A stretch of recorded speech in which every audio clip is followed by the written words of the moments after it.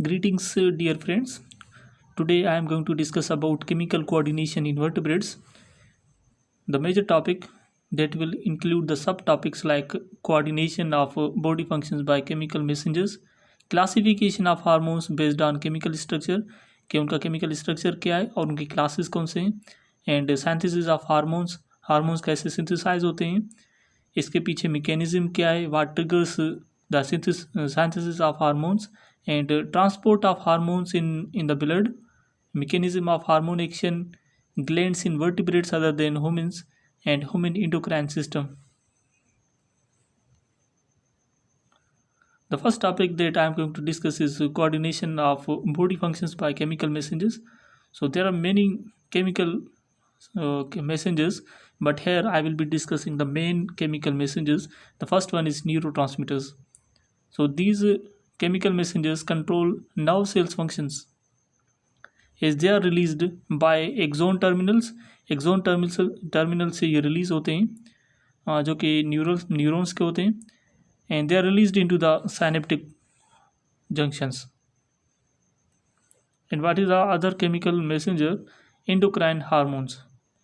So this is the main theme of today's discussion. So endocrine hormones, these are released by glands or any specialized cells or tissues into the bloodstream to have influence on the target cells.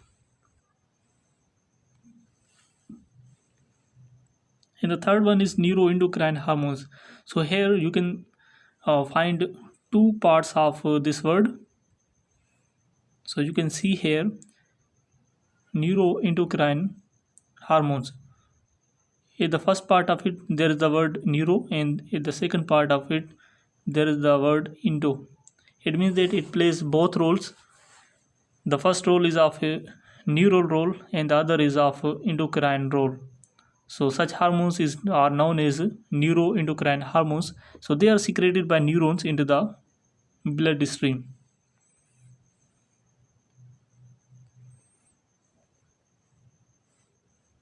And the fourth one is paracrines. So these are secreted by cells into extracellular fluids. Extracellular fluid वो fluid होता है जो कि sales के बाहर fluid होता है. So that fluid is known as extracellular fluid to have influence on neighbouring target sales.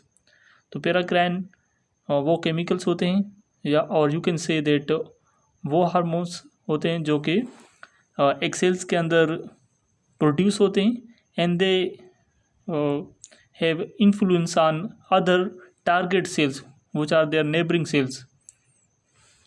And if we talk about autocrines, these are the chemicals messengers which are synthesized in one cell, and the action will be performed on those same cells where they were produced.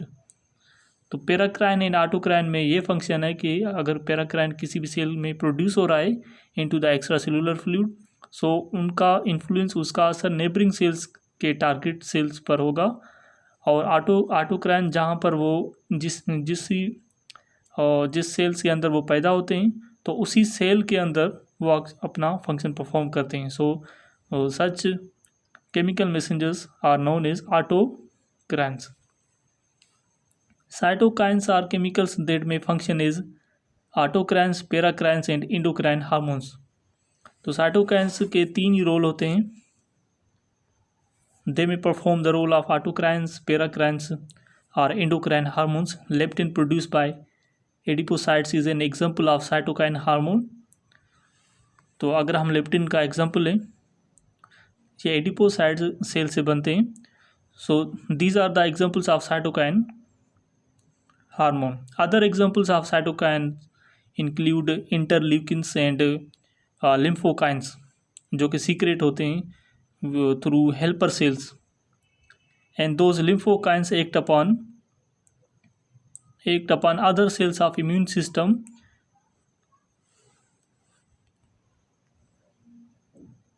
Classification of hormones based on chemical structure. There are three general classes of hormones. Hormone के तीन general classes हैं.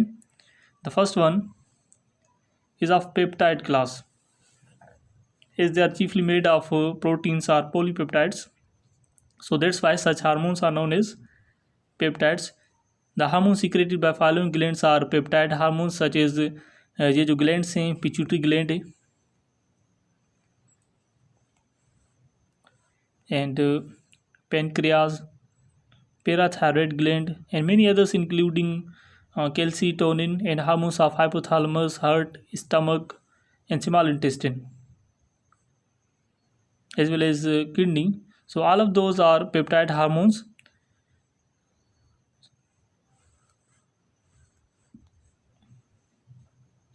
And the second class is of steroid hormones. These hormones are produced by adrenal cortex, ovaries, testes, and placenta. So this is the second class of hormones according to chemical structure. And amine is the third class of hormones. These hormones are the derivatives of an amino acid called tyrosine. तो ये tyrosine एक amino acid है, इसी से derive होते हैं, मतलब कि ओरिजिनेट होते हैं. And these are secreted by adrenal medullae and thyroid. इन दोनों ग्लैंड से ये सीक्रेट होते हैं.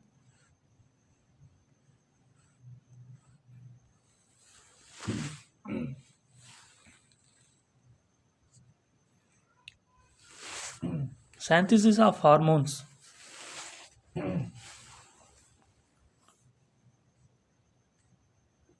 The stimulus for hormone secretion often involves changes in intracellular calcium or changes in cyclic adenosine monophosphate CAMP in the cell. तो इसका stimulus ये होगा कि हार्मोन सीक्रेशन तब स्टार्ट होगी जब उसे एक स्टिमुलस मिलेगी. वो स्टिमुलस ये होगी कि अगर इंट्रासेलुलर कैल्शियम में कुछ भी चेंजेस हो, intracellular calcium, so this one is an intracellular calcium concentration. And if we talk about on the other hand changes in cyclic adenosine monophosphate में कोई भी changes होगी, so these both of these are the stimulus to trigger the synthesis of hormones. Transport of hormones in the blood में कैसे transport होते हैं hormones? so it's an interesting question. तो एक हार्मोन्स होते हैं water soluble hormones. So they don't have the capability to enter into the cell such as peptides. ये water soluble होते हैं, लिपिड सोल्यूबल नहीं होते peptides. So that's why they can not enter into the cell if there is any cell like peptides. So their receptors are present in the plasma membrane, so that's why they cannot enter into the cell. And if you talk about steroid and thyroid hormones, तो उनके receptor cytoplasm के अंदर होते हैं. That's why they have the capability to enter into the cytoplasm. And because of the fact that they are lipid soluble, the steroid and thyroid hormones are lipid soluble, that's why they enter across the plasma membrane. And water soluble hormones, they are not lipid soluble but water soluble such as peptides, as I've already discussed. So they don't have such ability to enter into the cell.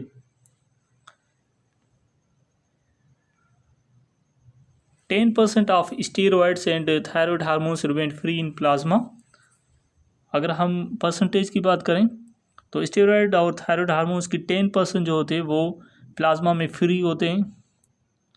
However अगर हम thyroxine की बात करें 99% जो होते हैं वो plasma protein से बाउंड होते हैं. So this mean they are attached with the plasma proteins within the blood. 99% of thyroxine remain attached with the plasma proteins within the blood. This condition greatly slows the clearance of hormones from the plasma. So इससे क्या होता है कि एक condition create होती है कि जब भी कोई हार्मोन किसी भी प्लाज्मा प्रोटीन से बाइंड होते हैं, अटैच होते हैं, तो वो आसानी से या जल्दी से वो ब्लड से रिमूव नहीं होते. एंड इस ब्लड से जो हार्मोन रिमूव होते हैं इस कंडीशन को क्लियरेंस ऑफ हार्मोन्स कहते हैं. सो इस रेट को क्लियरेंस ऑफ हार्मोन्स की जो रेट होती है वो स्लो हो जाती है. क्यों हो जाती है स्लो?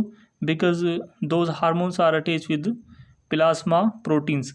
अगर वो उन प्लाज्मा प्रोटीन से अटैच नहीं होते For example, some hormones are not attached with the plasma proteins and they are independent in plasma, free in plasma. Let's take example of 10% of steroids. तो वो आसानी से ब्लड से रिमूव होते हैं. उनकी क्लियरेंस रेट क्या होती है, वो फास्ट होती है, just because of the fact that they are not bind to any plasma proteins.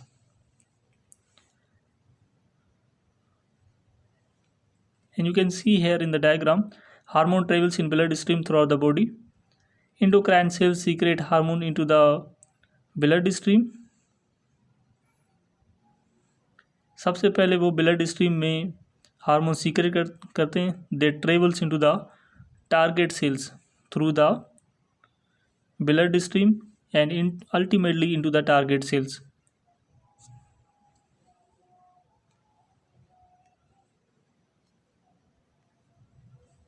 Clearance of hormones from the blood means removal of hormones.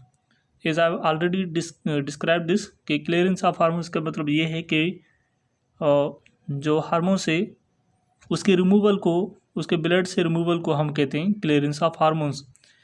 तो क्लियरेंस ऑफ हार्मोन्स का एक और टर्म है metabolic clearance rate. The hormones are cleared from the blood in several ways according to textbook of medical physiology, Guyton and Hall. तो इनके 3 regions हैं कि hormone जो होते हैं इस 4 वेज से रिमूव होते हैं. The first one is metabolic destruction. Metabolic destruction by tissues. And the second one is binding with the tissues. किसी भी टिश्यू से वो बाइंड होते हैं. और तीसरा excretion by the liver into the bile. तो लिवर जो है एक्सक्रीट करते हैं हार्मोन्स को बाइल के अंदर. और जो किडनी भी एक्सक्रीट कर सकते हैं into the urine those hormones. So these are the 4 ways by which the hormones are cleared from the blood.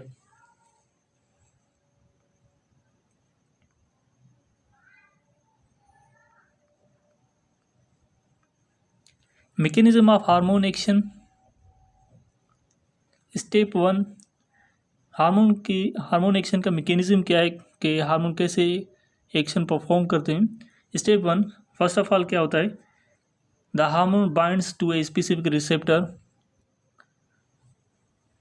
शर्त ये है कि if any target cells if they do not have any kind of receptors for any hormones, so those cells will not respond to those hormones.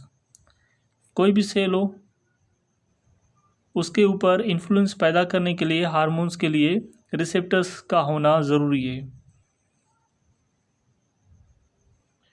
Suppose in the surface of any cell there is a receptor and there is a hormone that travels towards a particular cell. So if it has any receptor it will enter into that cell. अगर उसमें receptor नहीं होगा किसी भी cell membrane पे या cytoplasm के अंदर, तो वो जो सेल्स होंगे टारगेट सेल उन हार्मोन को एक्सेप्ट नहीं करेंगे. That's why the presence of receptors is mandatory.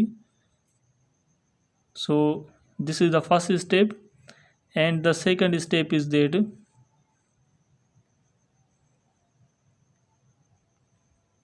the receptors may be located on plasma membrane. तो वो रिसेप्टर्स या तो प्लाज्मा मेम्ब्रेन में हो सकते हैं फॉर पेप्टाइड्स, या तो वो साइटोप्लाज्म के अंदर हो सकते हैं स्टेरॉइड्स, और even nucleus for thyroid hormones, या तो वो न्यूक्लियस के अंदर भी रिसेप्टर्स हो सकते हैं. तो इसका सेकंड स्टेप ये है, when a hormone is bound to any receptor, जब भी किसी भी रिसेप्टर से हार्मोन बाइंड होता है, it forms hormone receptor complex. Hormone receptor complex मतलब इसकी कॉम्बिनेशन होती है दोनों की, that have effects on the target cells. तो उसके बाद जब वो कॉम्प्लेक्स बन जाता है हार्मोन रिसेप्टर का, फिर उसके बाद टारगेट सेल्स के ऊपर असर पड़ता है. So this diagram is about lipid soluble hormone that enters into the cytoplasm of cell, unlike the peptides that cannot enter into the cytoplasm directly. So that's why the lipid soluble hormone have the capability to enter into the cell directly into the cytoplasm, जब वो diffuse होते हैं through plasma membrane, they will form a complex. That complex will be receptor hormone complex. Hormone binds with receptors in cytoplasm, forming a receptor hormone complex. And in the third step, the receptor hormone complex enters the nucleus. तो nucleus के अंदर दाखिल होता है complex and triggers gene transcription. तो उसके बाद gene की ट्रांसक्रिप्शन होती है ताकि प्रोटीन की सिंथेसिस हो. And at the fourth step, transcribed mRNA is translated into proteins that alter cell activity. So this is how the mechanism of hormone. It first of all enters through the plasma membrane, and then it forms complex with the receptor, and then it enters into the nucleus, and finally it performs the process of transcription and then protein synthesis that will ultimately alter the function of any cell.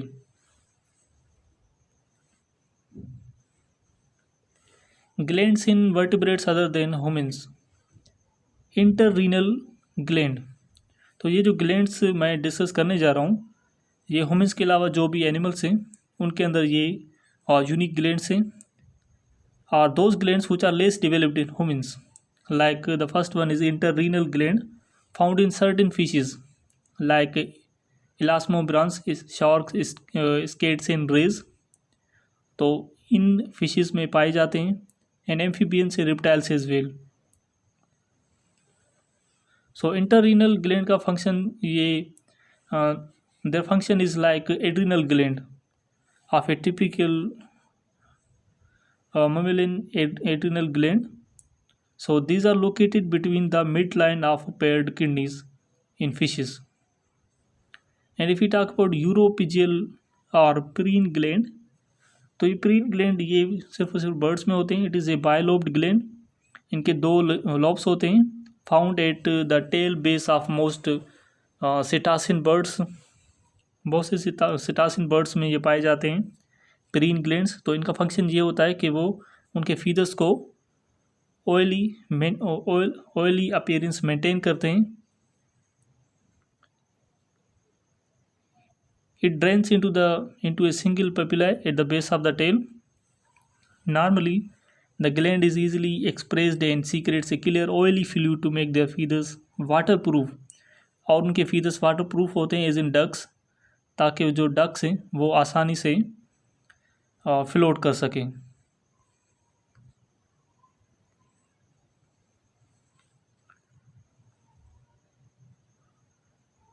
The Harderian gland is largely absent in adult humans. अगर हम adult humans की बात करें तो ये gland adult humans में absent होता है. अगर हम उनके फीटिसिस की बात करें, न्यूबॉर्न ह्यूमंस की बात करें, तो उनमें ये हार्डियन ग्लैंड मौजूद होता है. अच्छा, इनका फंक्शन क्या होता है कि it is A gland that is found in the eyes orbit. Eyes के ऑर्बिट में, सराउंडिंग में ये मौजूद होते हैं gland. In most tetrapods including reptiles, birds and amphibians and mammals as well.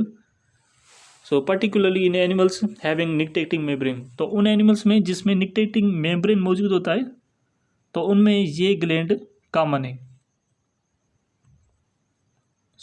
But it's largely absent in adult humans.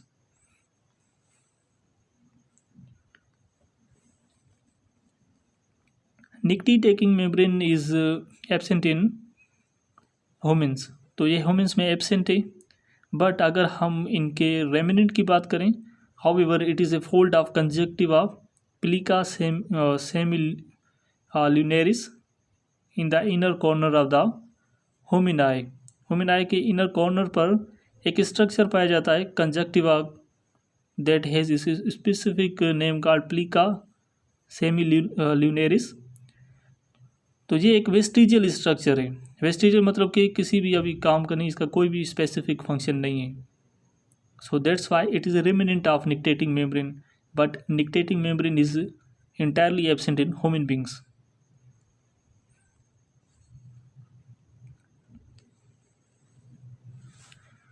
So it is to note that Plica semilunaris is a vestigial structure in humans and nictitating membrane is present in well developed in birds, reptiles, and mammals. It is known as the third eyelid. इस structure को हम third eyelid कह सकते हैं because they provide extra protection to birds, reptiles and some mammals.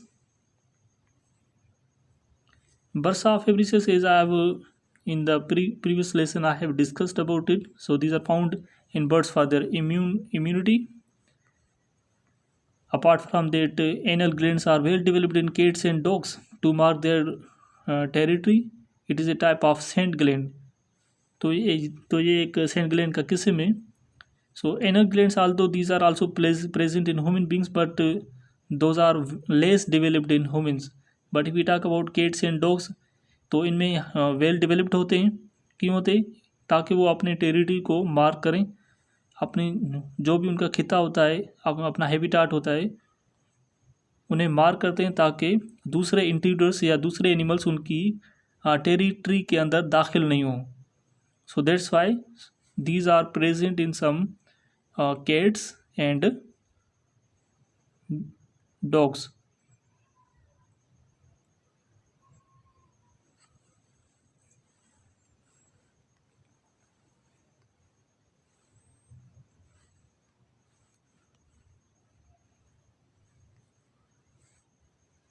Human endocrine system, it's a major topic, so I will be discussing its components in briefly. Hypothalamus secretes following hormones. Hypothalamus के कौन से hormones होते हैं is the secret. The first one is thyrotropin releasing hormone. So it stimulates the secretion of thyroid stimulating hormone and prolactin. तो एक main point इसका ये हो सकता है कि हाइपोथैलेमस में जो भी हार्मोन सीक्रेट होते हैं they will put influence on pituitary gland. So you can see here, whatever the hypothalamus secretes the hormone, so those will be travel towards the pituitary gland. So the first hormone that it secretes is thyrotropin releasing hormone, जो कि pituitary gland के पास जाता है, and it will make the pituitary gland to secrete thyroid stimulating hormone and prolactin. Corticotropin releasing hormone causes release of adrenocorticotropic hormone and growth hormone releasing hormone. So it stimulates the pituitary gland to release growth hormone and then growth hormone inhibiting hormone. So it inhibits or stops the pituitary gland to stop releasing the growth hormone, and gonadotropin releasing hormone causes release of luteinizing and follicle stimulating hormone, and dopamine or prolactin inhibiting factor inhibits the release of prolactin. So all of these releasing and inhibiting hormones are traveled towards the pituitary gland, and pituitary gland will have its specific response. Releasing hormone से specific hormone release होगा, and inhibiting hormone से कोई मखसूस hormone release करना बंद कर देगा.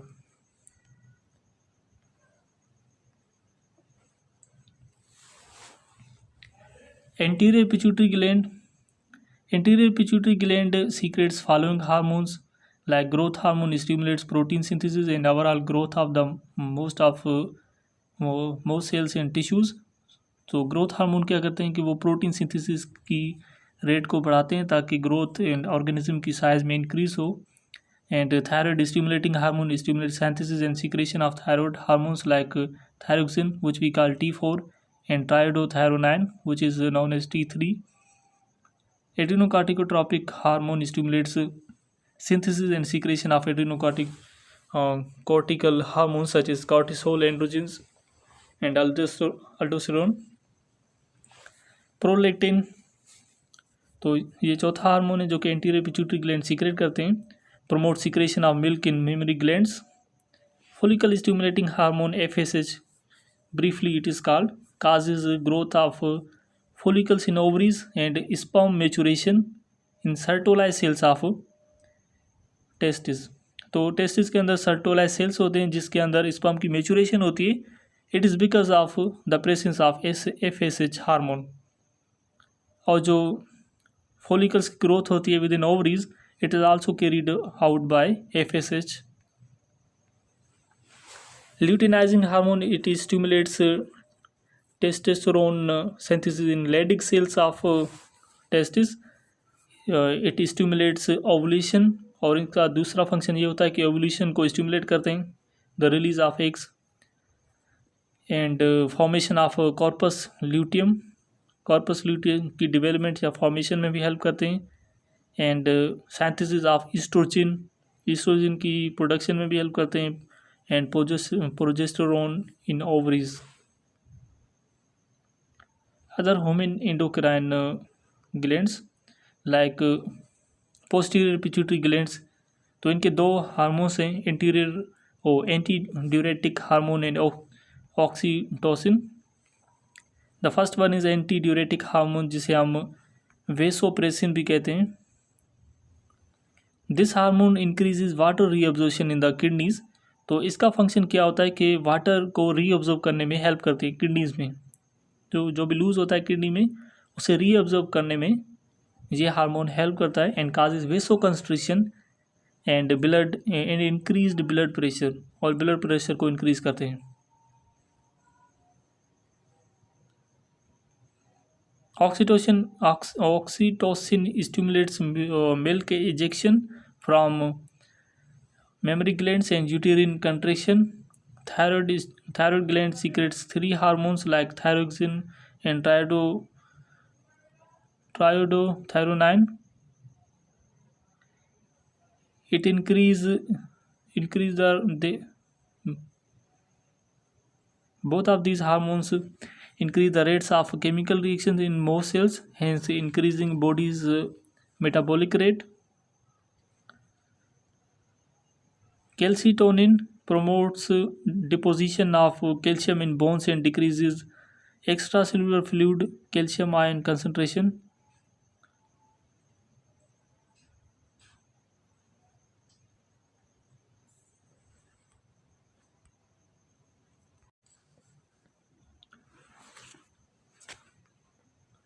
Cortisol has multiple metabolic functions to control metabolism of macromolecules. This hormone has anti-inflammatory effects. तो इन्फ्लेमेशन के खिलाफ ये फंक्शन परफॉर्म करते हैं. और इसका बेस फंक्शन ये होता है, मेन फंक्शन ये है कि वो मैक्रोमॉलिक्यूल्स की मेटाबॉलिज्म करते हैं. Macromolecules like lipids, carbohydrates and proteins, इनकी मेटाबॉलिज्म, इनकी ब्रेकडाउन में हेल्प करते हैं. अल्डोस्टेरोन increase renal sodium reabsorption, potassium secretion and hydrogen ion secretion, इनके 3 मेन फंक्शन होते हैं. Adrenal medulla secrets nor epinephrine and epinephrine. ये दोनों हार्मोन्स एड्रिनल मेडुला सीक्रेट करते हैं. Epinephrine, adrenaline and cortisol are collectively known as emergency hormones because they are released during fight or flight response, या कभी in times of stress or excitement. तो इस situation में ये इमरजेंसी हार्मोन्स रिलीज होते हैं. पेनक्रियाज के अंदर जो बीटा सेल्स होते हैं ये इंसुलिन प्रोड्यूस करते हैं, और जो अल्फा सेल्स होते हैं ये ग्लूकेगोन रिलीज करते हैं. इंसुलिन का बेसिक फंक्शन ये होता है कि वो ग्लूकोज की कंसंट्रेशन को कंट्रोल करते हैं, और they carry out the metabolism of carbohydrates. तो glucose is a carbohydrate, so that's why we can say that they carry out carbohydrates metabolism. And glucagon का अपोजिट फंक्शन होता है as compare to the insulin. They increase synthesis and release of glucose from the liver into the body fluids by the breakdown of glycogen. Other human endocrine glands like parathyroid gland secretes parathyroid hormones which control serum calcium. Serum एक fluid है जिसके अंदर calcium ion concentration मौजूद होती है, तो उसे control करते हैं ये parathyroid hormones by increasing calcium absorption by the gut and kidneys and releasing calcium from the bones. So as the calcium are present in the bones, तो bones से रिलीज करते हैं into the serum to maintain their concentration.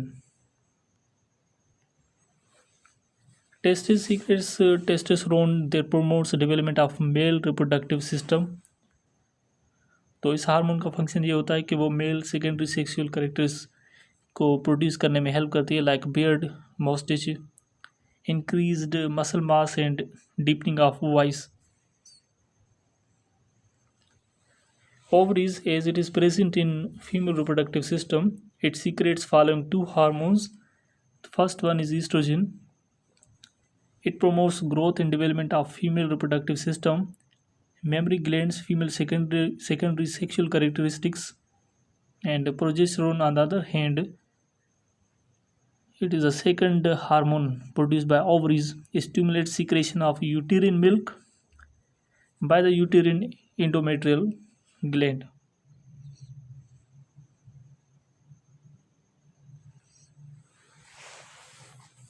Placenta secrets human chorionic gonadotropin. तो इस hormone का function ये होता है कि वो कॉर्पस ल्यूटियम की ग्रोथ को प्रमोट करते हैं, and secretion of estrogen and progesterone by corpus luteum, और कॉर्पस ल्यूटियम को स्टिमुलेट करते हैं कि वो ईस्ट्रोजन एंड प्रोजेस्टेरोन को सीक्रेट करें. So that's why other hormones of placenta includes human somatotropin. तो यहाँ पर जो है it helps in promoting the development of some fetal tissues. fetal tissues मतलब जो developing embryos होते हैं, तो उसे हम fetal tissue कहते हैं.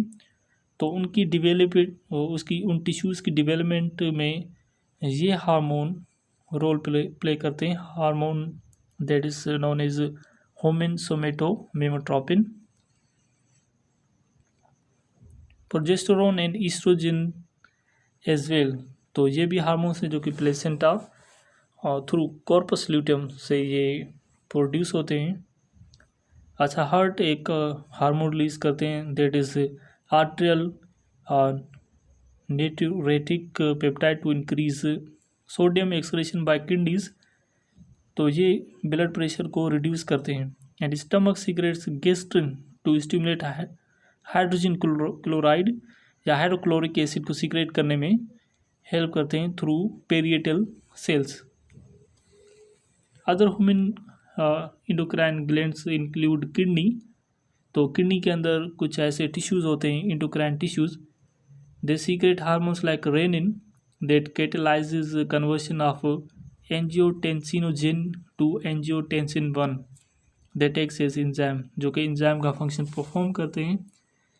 And then dihydroxycholecalciferol increases intestinal absorption of calcium and bone mineralization. And erythropoietin एक स्पेशल हार्मोन है, ये आरबीसी के प्रोडक्शन को इंक्रीज करते हैं. Small intestine secretes the hormones like secretin. So it stimulates the pancreatic acinar cells. Pancreas के अंदर acinar cells होते हैं जो कि बाइकार्बोनेट एंड वाटर रिलीज करते हैं. So these are stimulated by secretin.